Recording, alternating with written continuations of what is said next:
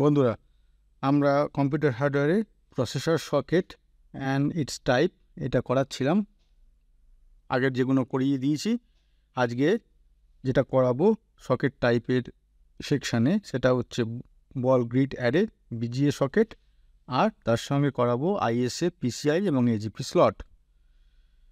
আগের যেসব স্লটগুলো করিয়েছি তাদের মোটামুটি আশা করি বুঝতে পেরেছো তাদের অ্যাডভান্টেজ ডিসঅ্যাডভান্টেজ বা কীভাবে কাজ করে না করে। আজকে যেটা শুরু করাবো হচ্ছে প্রসেসর বিজিএ সকেটের ডিটেলস, তার ফিচার্স এবং ফাংশন, কীভাবে ফাংশন করে। না, ball grid array is a type of processor package that is permanently attached to the motherboard using a grid of solder balls rather than being inserted into socket. আগেরগুলো যেগুলো দেখেছিলাম আমরা এরকম socket দেখেছিলাম, সকেটের মধ্যে যেরকম টাইপই হোক না কেন সকেট দেখেছিলাম, এবং এই সকেটের মধ্যে প্রসেসরের পিনগুলো ঢুকে যাচ্ছিল হোলের মধ্যে, তার ফলে সেই কানেকশানটা সকেটের মাধ্যমে হচ্ছিল। কিন্তু বিজিএর ক্ষেত্রে কি হয়, এরকম ছোট্ট ছোট্ট বল প্রায় চোখে দেখা না যায়, প্রায় দেখা তো অবশ্যই যায়, প্রায় চোখে দেখা না যায় মতো এরকম বল এরকম লাইন দিয়ে থাকে, এবং এটা মাদারবোর্ডের দিকে থাকে এবং প্রসেসরটা তার উপরে সেটাকে কানেক্ট করে দেওয়া হয়, শোল্ডার করে দেওয়া হয়। তার মানে মাদারবোর্ডের সঙ্গে প্রসেসরের কানেক্টিং পয়েন্ট হচ্ছে এই ছোট ছোট বলগুলো। So there is no BGA processor socket as such since the processor is directly mounted onto the motherboard. তার ফলে কি হলো, এখানে আলাদা আগেরগুলো যেমন আলাদা করে একটা সকেট ছিল, সকেট বসানো যেত, সকেট পাল্টানো যেত, এখানে ওরকম কোনো সকেটের ব্যবহার রইল না। It is commonly used in laptop, tablets and other compact devices where space is at premium. এগুলো সাধারণত ল্যাপটপ, ট্যাবলেট এবং মোবাইলের ক্ষেত্রে, মোবাইলের মাদারবোর্ডের ক্ষেত্রে, অ্যান্ড্রয়েড মোবাইলের মাদারবোর্ডের ক্ষেত্রে ইউজ করা হয়, যেখানে অল্প স্পেসে একটা প্রসেসরটা বসানো যায় এবং মাদারবোর্ডটাকে কাজে লাগানো যায়। Though BGA processors are more difficult to replace or upgrade compared to processor that uses a socket, so the entire motherboard may need to be replaced if the processor fails or requires an upgrade. এইবার এই ধরনের প্রসেসরের ক্ষেত্রে একটা অসুবিধে হলো কি, যদি কোনো কারণে প্রসেসরটা খারাপ হয়ে যায়, অন্যান্যগুলোর ক্ষেত্রে কি হতো না, সকেটগুলো পাল্টে, মনে করো সকেটটা খারাপ, মানে কানেক্টিং পয়েন্টটা খারাপ, মাদারবোর্ডের সঙ্গে প্রসেসরের কানেক্টিং পয়েন্টটা খারাপ, তাহলে সকেটটা পাল্টে নেওয়া যেত, যদিও সেটা সহজ প্রসেস ছিল না, যাই হোক তবু যে সম্ভাবনা ছিল। কিন্তু এক্ষেত্রে যেহেতু একদম মাদারবোর্ডের সঙ্গে ছোট্ট ছোট্ট বলের পয়েন্টে কানেকশানটা হয় প্রসেসরের সঙ্গে মাদারবোর্ডের, এখানে সেই হিসেবে সকেট রইল না, সকেটের কনসেপ্ট রইল না। আর কনসেপ্ট না থাকার জন্য কোনো কারণে প্রসেসরটা যদি খারাপ হলো বা প্রসেসরটাকে আপগ্রেড করতে হতো, যদি আগেরগুলোতে সেম সকেটে এই প্রসেসর না হলে আর একটু অন্য প্রসেসর লাগানো যেত, যদি সেটা কম্প্যাটেবল হতো, কিন্তু এক্ষেত্রে কিন্তু সেই অপশানটা চলে গেল, আর রইল না। মানে আমি প্রসেসর সকেটে পাল্টাতে পারবো না, মানে প্রসেসর আমাকে পাল্টাতে পারবো না, খুব ডিফিকাল্ট। এখানে কি হয় বলে রাখি, ধরো দেখা গেল এই যে বিজিএ আইসিগুলো কোনো একটা খারাপ ধরা পড়লো, তাহলে সাধারণ মিস্ত্রির কাছে দিলে কি হবে, তাদের তো অত হাই কোয়ালিটির বা হাইফাই কোনো মেশিন থাকে না বিজিএ আইসি রিপ্লেস বা রিপেয়ার করার জন্য যেসব মেশিন দরকার হয়, তারা কি করে, ওই হটগান দিয়ে ওপর থেকে, প্রসেসরের ওপর থেকে হালকা করে একটা গরম হাওয়া ওর ওপর স্প্রে করে। এতে কি হয়, অনেক সময় কোনো পয়েন্টে ওই যে বলগুলোর পয়েন্টগুলো যদি কোনো কারণে লুজ কন্ট্যাক্ট হয় বা একটু সরে যায়, তখন ওই ওপর থেকে হিট দেওয়ার ফলে ওই কানেকশানগুলো আবার লাইভ হয়ে যায়, কানেকশানগুলো আবার প্রপারলি পেয়ে যায়। এতে বেশিরভাগ লোকেরা এরকমভাবেই ট্রাই করে যারা রিপেয়ারিংয়ে করে এগুলো, কিন্তু এটা কতদিন এটা চলবে সেটার কোনো গ্যারান্টি দেওয়া যায় না, কারণ এটা রিপেয়ারিং প্রসেসটা ঠিকঠাক হলো না। এটার ঠিকঠাক প্রসেস কোনটা না, ঠিকঠাক প্রসেস হচ্ছে প্রসেসরটাকে তুলে ওই বলগুলোকে ফেলে নতুন করে বল বসিয়ে তারপরে প্রসেসরটাকে ওই হটগান বা যা মেশিন আছে সেই দিয়ে সোল্ডারিং করা। তার ফলে কি হয়, অনেক সময় অনেক মাদারবোর্ড দেখবে কোনো কাউকে রিপেয়ার করতে দিলে সে বললো এই বিজিআইসি খারাপ আছে, সাউথ ব্রিজ, নর্থ ব্রিজ বা এইসবগুলো তারা রিপেয়ার করে দেয়, কিন্তু দেখা গেল 1 মাসের মধ্যেই আবার প্রবলেম আসছে, আবার যেটা চলে যায় তো চলে যায়। তো এইগুলো হচ্ছে পার্টিকুলারলি মেশিন, যেগুলো এর জন্য যা মেশিন আছে সেই সব মেশিন দিয়ে রিপেয়ার করতে হয়। তাহলে প্রসেসর যদি রিপ্লেস করতে হয় অথবা প্রসেসর আপগ্রেড করতে হয়, যে কোনো কারণেই হোক, আমাদের কিন্তু এসব ক্ষেত্রে বেশিরভাগ ক্ষেত্রে আমাদের মাদারবোর্ড পাল্টাতে হয়। ওই জন্য নর্থ ব্রিজ বা সাউথ ব্রিজ খারাপ হলে টেকনিশিয়ানের কাছে রিপেয়ারিংয়ের জন্য দিলে বলে ও রিপেয়ার করা যাবে না, মাদারবোর্ড পাল্টাতে হবে। এবার দেখে নিই অ্যাডভান্টেজের কী আছে, অ্যাডভান্টেজ এবং ডিসঅ্যাডভান্টেজ। প্রথমে অ্যাডভান্টেজগুলো দেখি। অ্যাডভান্টেজগুলো যদিও একটা একটা করে এক্ষুনি বললাম, তাহলেও আরেকবার করে সামারি করে দেখে নিই। প্রথম অ্যাডভান্টেজটা হচ্ছে BGA sockets can support a higher number of pins then other types of socket and it allows more complex processors and greater processing power. PGA সকেটে পিনগুলোর সংখ্যা অনেক বেশি হয়, কারণ ছোটো ছোটো বলের আকারে এগুলো কানেকশন পয়েন্টগুলো হয় তো, এবং ওগুলো যদি পিন ধরি তাহলে বিজিএর ওখানে পিনগুলো প্রসেসরে বেশি হয় অন্যান্য সকেটের চেয়ে, এবং তার ফলে কী হলো, প্রসেসর অনেক বেশি কর্মক্ষম হয়ে উঠলো। তার ফাংশান আগের অন্য প্রসেসরে যতগুলো ফাংশান করতে পারতো, যা যা ফাংশন করতে পারতো, এর ফাংশানিং পাওয়ারটা অনেক বেড়ে গেল। It has a smaller footprint than other type of sockets and it allows greater space efficiency on the motherboard. এটা খুব ছোট জায়গার মধ্যে এই বিজিএ আইসিগুলো মাদারবোর্ডে ফিট করা যায় বা সোল্ডারিং করে কানেকশান করা যায়।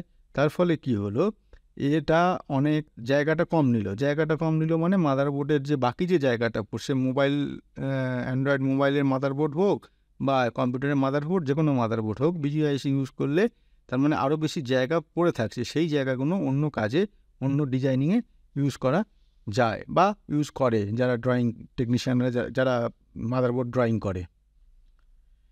BGA sockets offer better thermal performance than other types of sockets because the entire underside of the processor is in contact with the socket, which helps to dissipate heat more effectively. আগেরগুলোর কী হচ্ছিল, সকেটের মধ্যে দিয়ে প্রসেসরটা মাদারবোর্ডে connection হচ্ছিল, তার ফলে একটা গরম হাওয়া চলাচলের একটা ব্যাপার থাকছিল, যেটা সকেটে যে কোনো সকেটে সেগুলো একটা বাতাস সৃষ্টি করছিল, মানে সকেটের মধ্যে দিয়ে গরম হাওয়াটা বেরোবে এবং ঠান্ডা হাওয়া ঢুকবে, এই একটা ব্যাপার ছিল, যেগুলো আগের এপিসোডগুলোতে বলেছি।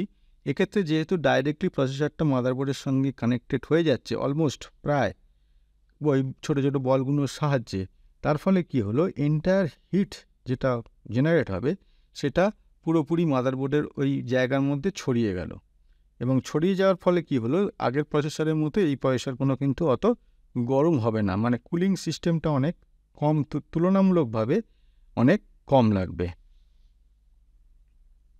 তাহলে এইগুলো হচ্ছে এর অ্যাডভান্টেজ। এবার আসি disadvantage. BGA sockets are difficult to replace because the solder connection between the processor and the socket are not easily accessible, যেটা একটু আগেই বলেছি। বিজিএ সকেটস বা বিজিএ আইসি রিপ্লেস করা একটু ডিফিকাল্ট অন্যান্য সকেট, যেগুলো সকেটের প্রসেসর যেগুলো আছে সেগুলোর তুলনায়। BGA sockets have higher manufacturing cost compare to other types of socket. BGA এই ধরনের যে টেকনোলজি, এই যে ছোটো ছোটো বলের আকারে কানেকশানগুলো করা হয়, এই টেকনোলজির খরচ অন্যান্য যে সকেটের যে প্রসেসর টাইপ আছে সেইগুলোর তুলনায় অনেক ব্যয়বহুল। BGA sockets have a higher risk of damage during installation or removal because the soldered connection between the processor and the socket are more delicate than other types of connection. এই যে একটু আগে এখানে বিজিএ সকেট রিপ্লেসমেন্টের কথা বলছিলাম, সেই VGA replacement বলো বা নতুন সকেট লাগানো বলো, দুটো ক্ষেত্রেই প্রসেসটা অনেক ডিফিকাল্ট, এবং এটা dust free, air condition room এইসব লাগে, অনেক হাই কস্টলি মেশিন লাগে, অনেক ডিফিকাল্ট নর্মাল এগুলো হচ্ছে। যারা ওই ওপর থেকে হিট দিয়ে ছেড়ে দেয় তাদের কথা আলাদা, কিন্তু প্রপারলি যে প্রসেস আছে সেই প্রসেসে যদি রিপেয়ারিংয়ে আমরা চাই, সেগুলো কিন্তু খুব ডিফিকাল্ট। কারণ একটু এদিক ওদিক হলেই, ধরো ওই বিজিএ আইসিটা তোলা হলো, নিচে যে ছোটো ছোটো বলগুলো আছে, সামান্য একটু হাওয়া লাগলো বা আমাদের শ্বাস প্রশ্বাস থেকে নিঃশ্বাস লাগলো বা যে কোনো কারণে হোক, ওগুলো দেখা গেল এদিক ওদিক হয়ে গেল। এবার একবার যদি এদিক ওদিক হয়ে যায় বা ছড়িয়ে ছিটিয়ে যায়, ওই বল আর কিন্তু সাজানো খুব মুশকিল। তার ফলে বিভিন্ন দিক থেকে এরকম ডিফিকাল্ট হয় এই বিজিআইসি রিপ্লেসমেন্টের ক্ষেত্রে। ঠিক আছে, তাহলে এই হচ্ছে বিজিএ বল গ্রিড অ্যারে সকেট। এরপরে যেটা আমরা আসবো সেটা হচ্ছে ইনস্ট্রাকশন সেট আর্কিটেকচার, যাকে আমরা আইএসএ বলে জানি। সংক্ষেপে আমরা বিভিন্ন জায়গায় দেখবে আইএসএ নাম শুনবে, আইএসএ বলে জানি। এটা কি না, it is a type of computer architecture that defines the instruction that a processor can execute. এটা এমন একটা কম্পিউটার আর্কিটেকচার যেটা ইনস্ট্রাকশন, বিভিন্ন আমাদের প্রসেসরের যে ইনস্ট্রাকশন, সেই ইনস্ট্রাকশনটাকে বলে বা তুলে ধরে, যেটা কিনা ওই প্রসেসর, সেখানে যে প্রসেসরটা আছে সেই প্রসেসর সেটাকে কাজে লাগাবে বা কাজ করাবে। তার মানে একটা ইনস্ট্রাকশন সেট বেসড অন সেই প্রসেসর, যে প্রসেসরের উপর কাজ করবে, এবং সেই প্রসেসর তখন সেই ইনস্ট্রাকশন সেটটাকে কাজে লাগাবে। কম্পিউটারটাকে চালাতে বলো, বা যে কোনো মোবাইল চালাতে বলো, বা যে কোনো ডিজিটাল আইটেম চালানোর জন্য বলো। The ISA serves as an interface between the hardware and software components of a computer system, allowing software program to be written and execute on a particular hardware platform.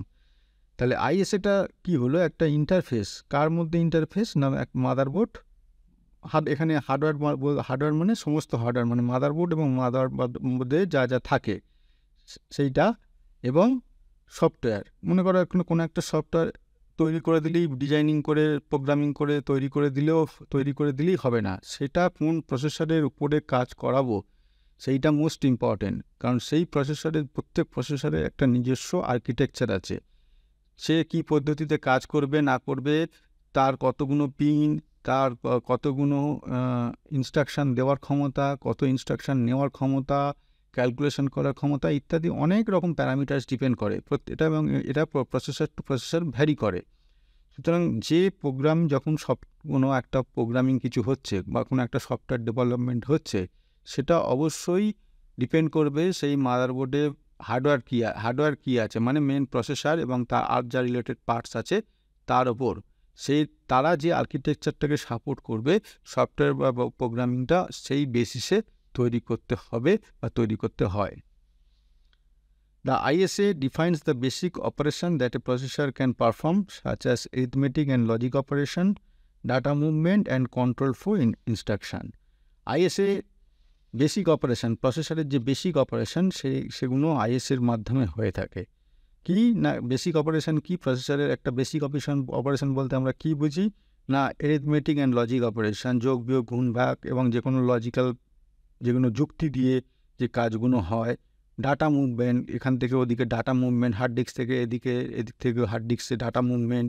Control flow, যেগুলো control flow signal আছে, যেগুলো কোনটা কখন কাজ করবে, একই সঙ্গে দুটো ইনস্ট্রাকশন গেল, কন্ট্রোল সিগন্যাল দিয়ে কোনটাকে আগে কাজ করাবে, কোনটাকে পরে কাজ করাবে, এই সব পুরো ব্যাপারটা এই আইএসের মাধ্যমে হয়ে থাকে। It also specify how this instruction are encoded in binary form and how they are executed by the processor. এবং এই আইএসএ যে স্ট্রাকচারটা আছে, সেই স্ট্রাকচারটা আরও বলে দেয়, বা এই স্ট্রাকচারটার উপর আরও ডিপেন্ড করে কি না, বাইনারি, এগুলো প্রোগ্রামিংগুলো তো বাইনারি ফর্মে লেখা হয়, 0-1 ফর্মে। তো সেই যে 0-1 ফর্মে লিখবে, সেই যে লেখার যে ইনস্ট্রাকশানগুলো, মানে কি ইনস্ট্রাকশানগুলো যে এনকোড করবে, মানে যে ফরম্যাটে লিখবে, সেই ফরম্যাটটা বলে দেয়। অ্যান্ড সেটা কিভাবে প্রসেসরের মধ্যে কাজ হবে সেটাও এই আইএসএর মাধ্যমে হয়ে থাকে, আইএসএর মাধ্যমে নির্ধারিত হয়। এগুলো ছোট ছোট জিনিস, জাস্ট মানে যেহেতু হার্ডওয়্যার পড়াতে গেলে এগুলো আসবেই প্রসঙ্গক্রমে, সেহেতু এগুলো পড়িয়ে রাখা হচ্ছে, তোমাদের জানিয়ে রাখা হচ্ছে, শিখিয়ে রাখা হচ্ছে। এগুলোর খুব বেশি ডিটেলসে যাওয়ার দরকার নেই। যখন যাওয়ার আমাদের কোর্সে সেরকমভাবে ডিজাইনিং করা আছে, আমরা ঠিক সেই মুহূর্তে সেরকমভাবেই যাব। আবার পরবর্তী ক্ষেত্রে আইএসের যদি কোনো ডিটেলসের দরকার হয়, সেখানে আইএসএ ডিটেলসে আসবো। তো এখন যেগুলো হচ্ছে বেসিক না জানলে নয়, সেইগুলো তোমাদের সামনে তুলে ধরছি। আবার যখন ডিটেলসে জানার দরকার হবে আমরা তখন ডিটেলসেই যাব। আচ্ছা, পরের point, different processor architecture use different ISA. প্রত্যেকটা প্রসেসরের আলাদা আলাদা আর্কিটেকচার হয়, মানে তার স্ট্রাকচার হয়। কোন ইনস্ট্রাকশান এই প্রসেসরে কাজ করবে, আরেক রকমের ইনস্ট্রাকশান আরেক ধরনের প্রসেসরে কাজ করবে, প্রসেসরে কাজ করার পদ্ধতি, এগুলো প্রসেসর টু প্রসেসর ভ্যারি করে। সাম common ISA example included x84 used in most personal computer. এটা হচ্ছে x84 বলছি, x86 এটা হচ্ছে একটা আইএসএ। এই x86 আমরা দেখে থাকি, কোথায় দেখে থাকি? এখানে দেখো, এই ধরনের কম্পিউটারে যারা ব্যবহার করো তারা জানো। আমরা যদি এই স্ক্রিনে যাই, কম্পিউটারের সম্বন্ধে যে স্ক্রিনটা ফুটে ওঠে, সেখানে ডেস্কটপটা দেখায়, এখানে কত স্পিড প্রসেসরের সেটা দেখায়, ডিভাইস আইডি দেখায়, 64 বিট এখানে অপারেটিং সিস্টেম, তার সঙ্গে x64 বেসড প্রসেসর, এই কথাটা দেখো এখানে লেখা আছে। ঠিক আছে,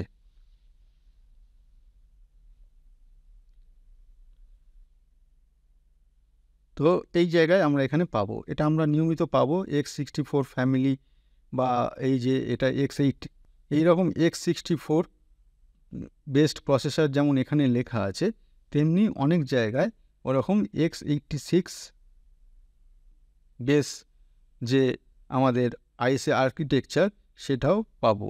এটা একটা উদাহরণ তোমাদের এখানে দেখিয়ে দিলাম। ওইটা যখন আবার এইটা x86-এর ডিটেলসে আসবো তখন ওইটা তোমাদের দেখিয়ে দেবো।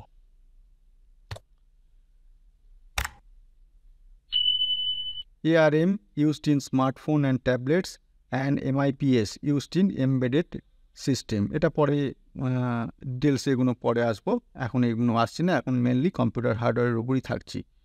তো মোস্ট কমন আইএসএ এক্সাম্পল হচ্ছে x86 ফ্যামিলি, এটা নিয়মিত আমরা দেখতে পাবো বিভিন্ন জায়গায়। Programs written for one ISA cannot run directly on a processor that uses different ISA without first being translated or compiled into machine code for that specific architecture। একটু আগে বললাম দুটো আলাদা জেনারেশনের প্রসেসর, তারা আলাদা আলাদা আর্কিটেকচার ব্যবহার করে।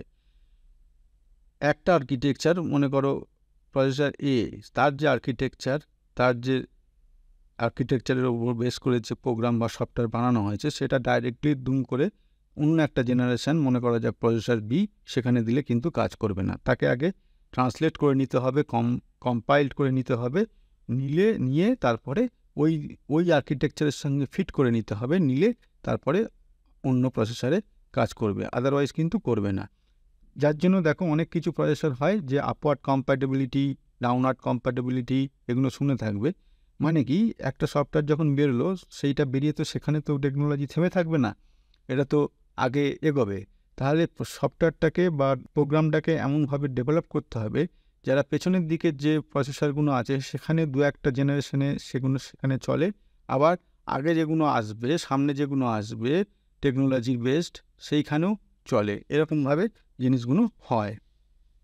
This is why software developer should take into account the target processor architecture when writing software programme.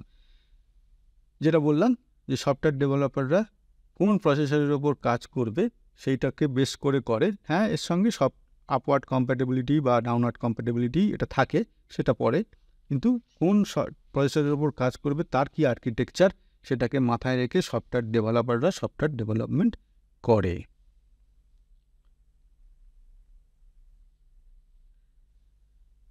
আচ্ছা, এরপরে যেটা এখানে দেখিয়েছিলাম প্রথমেই, বিজিএর পর যেটা করাবো আইএসএ, পিসিআই এবং এজিপি। পিসিআইটা করাবো। পিসিআইটা কি?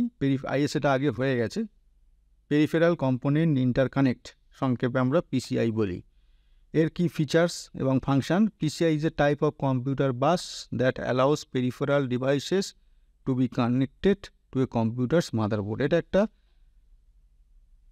এক ধরনের কম্পিউটার বাস মানে কি, যেখান দিয়ে ডাটা বা ইনস্ট্রাকশান বা কন্ট্রোল সিগন্যাল প্রবাহিত হয় একটা আইসি থেকে আর একটা আইসি, একটা জায়গা থেকে আর একটা জায়গায়, এবং that allows peripheral devices to be connected to a computer's motherboard, এবং যার মাধ্যমে ওই বাসের মাধ্যমেই মধ্যে যে পার্টসগুলো আছে, যেসব আইসিগুলো আছে, সেগুলো নিজেদের মধ্যে ইন্টারকানেক্ট থাকে। PCI was first introduced in 1992 as a replacement for older expansion buses such as ISA এবং EISA। এই ISA এবং EISA-র যে স্পিড বলো বা তার যা ক্যাপাবিলিটি বলো বা তার যা ফিচার্স বলো, সেইটা অনেক পুরনো হয়ে গেছিলো। তার অ্যাডভান্স ভার্সান PCI নামে 1992 সালে 1992-তে আমাদের কাছে প্রথম আসে। PCI is a high-speed bus that can support multiple devices at once and allows data to be transferred between devices and the processor quickly and efficiently। PCI একটা হাই স্পিড বাস। আগের যে বাসগুলো ছিল তার তুলনায় PCI বাসের স্পিড অনেক high এবং একসঙ্গে অনেক কটা মাল্টিপল ডিভাইসের সঙ্গে কানেকশান হতে পারে, মানে তাদের সঙ্গে ইনস্ট্রাকশন আদান প্রদান হতে পারে এবং ডাটা যে ট্রান্সফার হবে সেই সব ডিভাইসের মধ্যে সেটা অনেক হাই রেটে এবং অনেক ভালোভাবে আদান প্রদান হতে পারে। PCI devices include network adapter. PCI devices কী ছিল?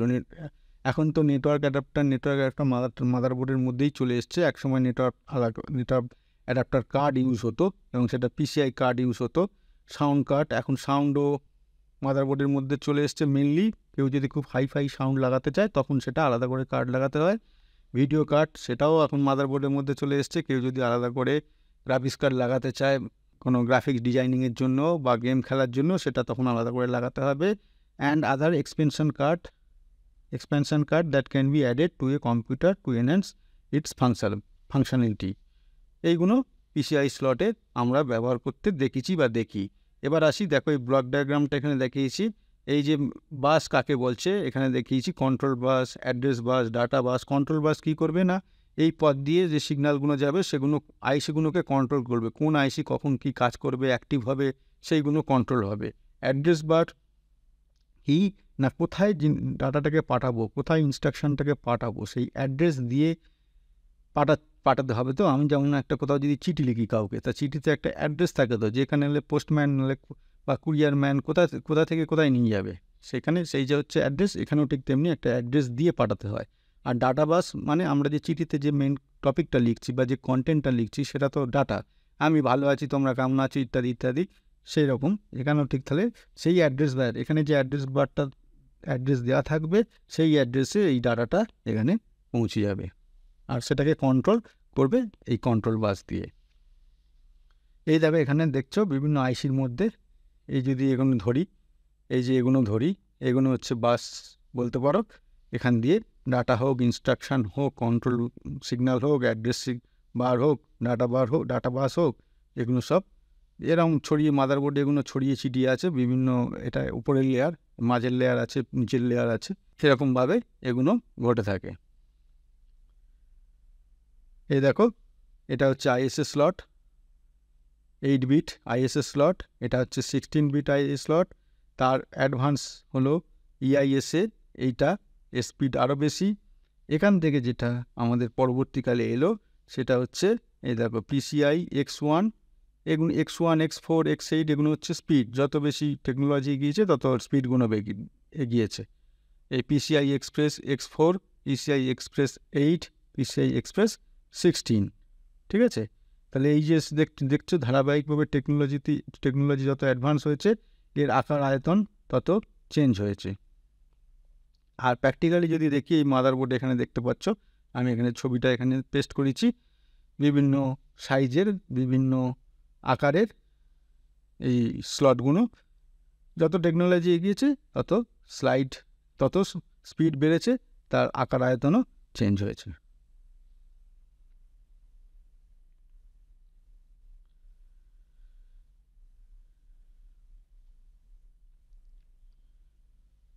এবারে আসবো পেরিফেরাল কম্পোনেন্ট ইন্টারকানেক্টের আরও কিছু ডিটেলসে। PCI devices are installed in slots on the motherboard located near the rear of the computer case. পেছনের দিকে সাধারণত এই স্লটগুলো থাকে মাদারবোর্ডে। PCI slots can vary in size and speed with the most common types being PCI Express এবং PCI X।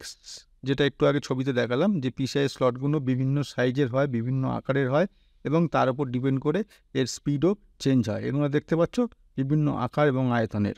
যেরকম যেরকম technology advance হয়েছে সেরকম চেঞ্জ হয়েছে। PCI is a newer version of PCIe is a newer version of PCI that provides faster data transfer rates and greater flexibility in terms of the types of devices that can be connected. PCI এর পরবর্তী যে ধাপটা বা পরবর্তী টেকনোলজির ওপর base করে কি হয়েছে না PCIe, এবং এটা নতুন ভার্সান। PCI হচ্ছে আরও অ্যাডভান্স ভার্সান, যেটার মধ্যে দিয়ে ডাটা আরও ফাস্টার রেটে ট্রান্সফার হয় এবং বিভিন্ন ডিভাইসের মধ্যে কানেকশানও আরও বেটারভাবে হয়ে থাকে, যেটা PCI স্লটে যেটা হতো তার তুলনায় অনেক বেটারভাবে হয়ে থাকে। তার পরবর্তী এলো কি PCI-X is another version of PCI that was developed for server and workstation environments. এই PCI-X স্লটটা যে ডেভেলপ হয়েছে বা ইউজ হয় সেটা সাধারণত সার্ভার এবং ওয়ার্কস্টেশনের জন্য, কারণ সেখানে আরও হাই স্পিডে কাজ করতে হয়। PCI-X provides faster data transfer rates rather than traditional PCI and can support larger and I/O requirements. PCI-X-টা হচ্ছে অনেক বেশি, মানে একদম যা লেটেস্ট টেকনোলজি আছে সেই টেকনোলজিতে ইউজ হয়েছে এবং অনেক বেশি ফাস্টার ডাটা ট্রান্সফার রেট অনেক বেশি ফাস্ট অন্যান্যগুলোর তুলনায়, বা PCI যেগুলো ট্র্যাডিশনাল PCI স্লট আছে সেগুলোর তুলনায়, এবং can support larger and I/O requirements, মানে অনেক I/O মানে ইনপুট আউটপুট ডিভাইস অনেকগুলোর সঙ্গে একসঙ্গে ফাস্টার রেটে কানেক্টেড থাকতে পারে বা কানেকশান রাখতে পারে। এই যে দেখতে পাচ্ছ এখানে PCI-X X4। এবারে অ্যাক্সেলারেটেড গ্রাফিক্স পোর্ট PCI হয়ে গেল। এখানে কি করালাম আমরা, প্রথমে দেখিয়েছিলাম ISA আগের দিনই করে দিয়েছি, এরপরে PCI, আর লাস্ট যেটা করাবো সেটা হচ্ছে AGP। AGPর ফুল ফর্ম কি না অ্যাক্সেলারেটেড গ্রাফিক্স পোর্ট। এটা PCI এর চেয়ে নিঃসন্দেহে আরও অ্যাডভান্স। কি অ্যাডভান্স না AGP is a type of high-speed expansion slot used in computers for connecting graphics card to the motherboard. এটাও এক ধরনের স্লট যেটা যে কোনো গ্রাফিক্স কার্ড মাদারবোর্ডের সঙ্গে কানেকশন করতে ব্যবহার হয়। AGP was introduced in 1997 as a replacement for the slower PCI bus which was not optimized for graphics intensive application. এক সময় PCI স্লটে গ্রাফিক্স কার্ড লাগালে সেটা গ্রাফিক্স কার্ডটা তার যে একদম ম্যাক্সিমাম পারফরমেন্স সেইটা হচ্ছিল না, কারণ PCI স্লটের একটা লিমিটেশনের জন্য। তা এর জন্য 1997-এ এই AGP স্লট আসে বা ডেভেলপড হয়, যেটা কিনা কোনো গ্রাফিক্স কার্ড লাগালে তার যে গ্রাফিক্স কার্ডের যে ম্যাক্সিমাম ক্ষমতা বা পারফরমেন্স সেটা পুরোপুরি ইউটিলাইজ করা যায়। এই ধরনের তাদের স্পিড বলো, তার পারফরমেন্স বলো, সব কিছু মিলিয়ে মিশিয়ে এই AGP স্লট সেই কাজটা করতে পারে, যেটা PCI স্লটে হচ্ছিল না। AGP slots are specifically designed for graphics card and provide a dedicated pathway between the graphics card and the processor. Naturally AGP স্লটটা কী করছে না গ্রাফিক্স কার্ডটা যতই গ্রাফিক্স দেখি না কেন সেটা তো প্রসেসরের কন্ট্রোলে হতে হবে, প্রসেসরের সাহায্যে সেটাকে কাজ করাতে হবে। তাহলে AGP স্লটটা কী করলো না একটা দুটোর মধ্যে মিডিয়াম হিসেবে কাজ করলো। কার মধ্যে না প্রসেসর এবং যে গ্রাফিক্স কার্ডটা আমরা ইউজ করছি তাদের মাঝখানে স্লটটা হিসেবে কাজ করলো। কি প্রসেসরটা গ্রাফিক্স কার্ডটাকে কন্ট্রোল করবে বা বিভিন্ন সিগন্যাল পাঠাবে, ইনস্ট্রাকশন পাঠাবে, সেটা ওই স্লটের থ্রু দিয়ে। This allows for ফাস্টার data transfer rates and reduce the bottleneck that can occur when data is transferred through the CPU. Normal PCIর ক্ষেত্রে কি হয়, অনেক ডাটা একই সঙ্গে পাঠাতে গেলে কি দেখা যায় কোনো সময় কিছু ডাটা জ্যাম হয়ে যায়। মানে বোতলের যে গলাটা কি বোতলটা অনেক বড়, সেখান থেকে মনে করো সেখান থেকে ডাটাগুলো আসছে, সেটা অনেক বড় জায়গা, তার মধ্যে অনেক ডাটা আছে, কিন্তু গলাটা শুরু হওয়ার জন্য সেই সমপরিমাণ ডাটা কি একই রেটে একই সঙ্গে পাস করতে পারবে না। তার ফলে জায়গাটা ছোট হওয়ার জন্য চাপ বেড়ে যায়। যেমন কোনো একটা মেলা বা কোনো একটা পুজোর সময় দেখা যায় না অনেক লোক ঠাকুর প্যান্ডেলে ঢোকার জন্য ওয়েট করে আছে, কিন্তু দরজাটা ছোট, সুতরাং অল্প অল্প করে লোক ঢুকতে হচ্ছে। ঠিক তেমনি AGP স্লটে কি হয়, এই ডাটা ট্রান্সফার রেটটা অনেক ফাস্ট হয়ে গেল এবং তার ফলে কি হলো, এর যে ডাটা এক জায়গা থেকে আরেক জায়গার ক্ষমতা বেড়ে গেল, অনেক কম সময়ের মধ্যে অনেক বেশি ডাটা যাবে। এইভাবে যে বটলনেক, যে কি বলবো, ঘাটতিটা, বটলনেকের ফলে মানে ওই বোতলের নেকটা সরু হয়ে যাওয়ার জন্য যে ঘাটতিটা, সেটা অনেকটা এইভাবে মেটানো গেল। কারণ ডাটা অনেক বেশি হচ্ছে ঠিক আছে, কিন্তু ডাটা বেশি জমতে সময় দিচ্ছে না, ডাটার ট্রান্সফার রেট অনেক ফাস্ট হওয়ার জন্য এইভাবে এটা হয়। AGP slots can support different speeds, with the most common speeds being 1x, 2x, 4x, 8x and 16x. The speed of the AGP slot determines the maximum data transfer rate between the graphics card and the processor. ওই বললাম যে graphics card এবং প্রসেসরের মধ্যে যে data transfer হবে তার মাঝখানে আছে AGP স্লট। তাহলে AGP স্লট কত রেটে সেই ডাটাটা হ্যান্ডেল করতে পারে, মানে এর সঙ্গে ওকে যুক্ত করতে পারে, সেটা একটা বড় ফ্যাক্টর। সেটা এই ধরো শুরু হয়েছিল 1x দিয়ে, তারপর 2x, তারপর 4x, তারপর 8x, তারপর 16x, এরকমভাবে যেরকমভাবে টেকনোলজি বাড়ছে এই স্লটের AGP স্লটের ডাটা ট্রান্সফার রেটেরও স্পিডও সেই রেটে বাড়ছে। তার মানে 2xটা নিঃসন্দেহে 1xে যে সময় যে ডাটা যাচ্ছিল তার চেয়ে আরও অর্ধেক সময় যাবে, 4xটা তারও অর্ধেক সময় সেই ডাটা যাবে, এরকমভাবে স্পিডটা বেড়ে যাচ্ছে। এখানে দেখো এই হচ্ছে AGP স্লট, AGP স্লটে এটা যাবে গ্রাফিক্স কার্ড। এখানে এই যে VGA পোর্টটা আছে, এই যে এখানে VGA পোর্টটা আছে, এটা গ্রাফিক্স পোর্ট। কীভাবে বুঝবো না, এই যে VGA এখানে সকেটটা রয়েছে, এইগুলো কানেক্টার এই স্লটে ঢুকবে। কোন স্লটে ঢুকবে? এই যে এইখানে এই স্লটে ঢুকে যাবে। এটা হচ্ছে স্পিড হচ্ছে x16, মানে অনেক বেশি।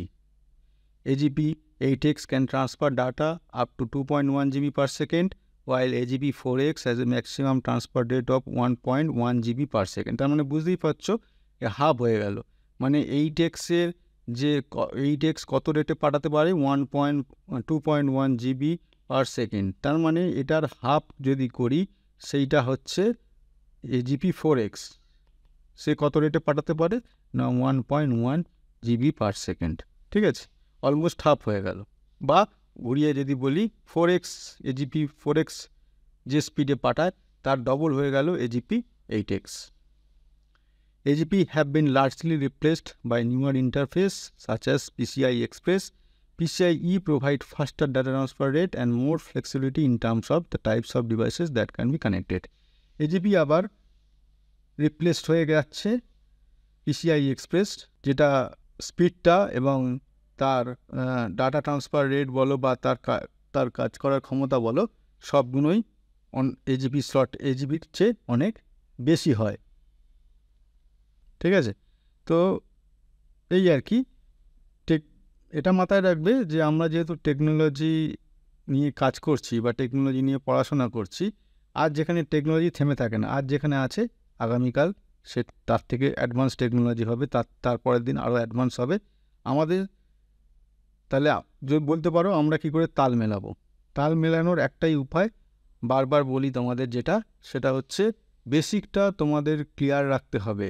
বেসিক PCI স্লট কীভাবে কাজ হয়, তার ফিচার্স, এটা যদি ক্লিয়ার রাখো, হ্যাঁ তারপরে কোন 4x হবে, 8x হবে, 16x হবে, 32x হবে, তাহলে আমাদের তো PCIটা জানা রইলো যে PCIটা কীভাবে কাজ করে, তার ফাংশন ফিচার্স। সুতরাং 16 হোক, X হোক আর 8x হোক, তো টেকনোলজি বেসিকটা আমাদের জেনে রাখতে হবে, সবসময় ক্লিয়ার রাখতে হবে আমাদের সবসময়। তার উপর টেকনোলজি যেরকম আপগ্রেড হবে আমরা ইজিলি ধরে নিতে পারবো। যদি একদম বেসিকটাই জানা না থাকে তাহলে কিন্তু আমরা টেকনোলজি আপগ্রেডের সঙ্গে আমরা নিজেদেরকে তাল মেলাতে পারবো না। ওই জন্য সবসময় তোমাদের বলি বেসিকটা সবসময় ক্লিয়ার রাখবে, বেসিকটা সবসময় মানে জেনে রাখবে। তার ফলে ভবিষ্যতে যেসব টেকনোলজিগুলো আসেনি, এখনও আসবে বা আসছে, সবগুলো আমরা ইজিলি ক্যাপচার করে নিতে পারবো। তো বন্ধুরা, আজকে এই কটাই তোমাদের পড়ানোর ছিল, দেখানোর ছিল, বোঝানোর ছিল, এই কটাই আজকে তোমাদের করলাম। এর পরের দিন আবার এর পরবর্তী টপিক নিয়ে তোমাদের সামনে ফিরে আসবো। তো আজকে এই পর্যন্ত বন্ধুরা, থ্যাংক ইউ।